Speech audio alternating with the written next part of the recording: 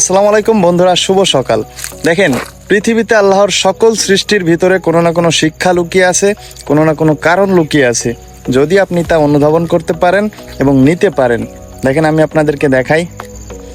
এই যে দেখেন, সকালে সূর্য উদয় হচ্ছে।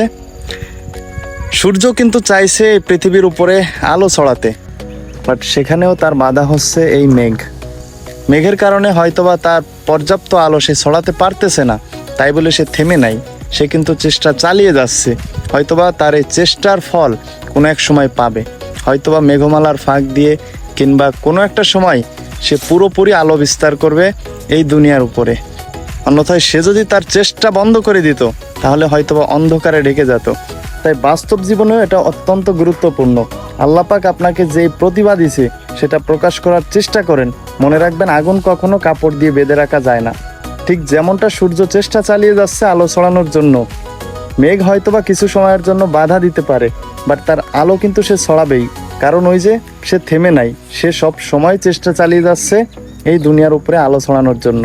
তাই আমার আপনার জীবনেও অনেক বাধা বিপত্তি আসবে, তাই সবসময় চেষ্টা চালিয়ে যাবেন। হয়তোবা আমাদের জীবনেও আসবে সেই দিন, যেদিন আমরা মন থেকে বলবো আলহামদুলিল্লাহ।